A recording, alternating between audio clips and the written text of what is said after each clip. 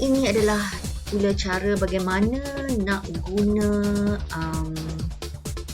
Screen Pro Recorder. First kita kena cari dulu Screen Pro Recorder yang telah saya install di dalam laptop saya ini. Ini dia punya software tu, Screen Recorder Pro. Okay, dalam Chrome macam ni. Okay, ini pangkah saja. That's okay. An error occurred, never mind. It's fine. Okay. Nampak ni. Ini adalah Screen Pro Recorder. Very simple. Okay. Kalau kita nak record full screen, ini adalah fungsi untuk full screen. Kita record sekarang semua ini. Okay. Tapi kalau kita nak record a specific screen pun boleh. Okay.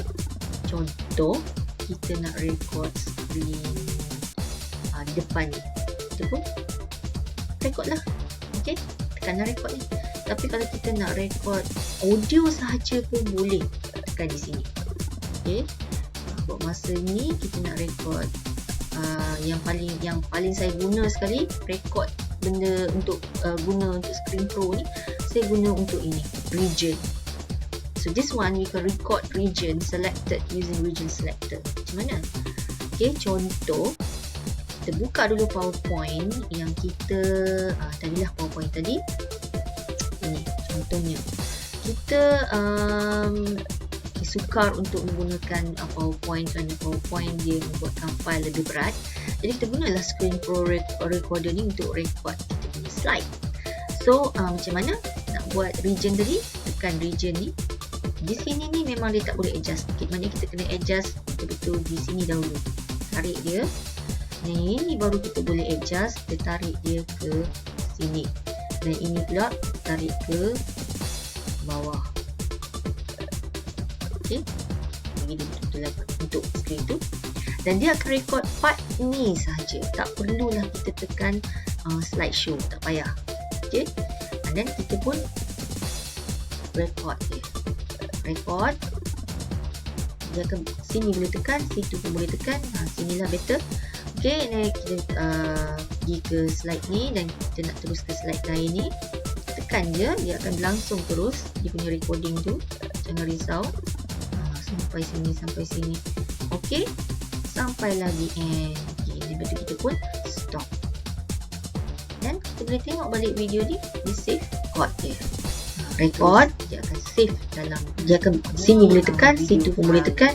Sinilah better. Okay, kita pergi ke slide ni dan kita nak terus ke slide lain ni. Kita pun tekan je, dia akan berlangsung terus. Close. Dah close. Ni dah habis dah record semua ni. Itu saja tambah.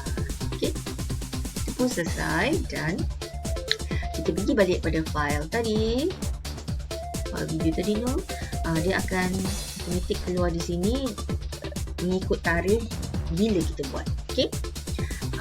Macam yang flashback express play tadi, kita boleh straight away write down names, but here dia terus automatic dia jadi tarikh. Okay. Jadi kita boleh tukar nama dia, tukar sajalah kepada tutorial Screen Recorder. Screen apa tadi? Apa nama dia tadi? Screen Recorder Pro. Okay.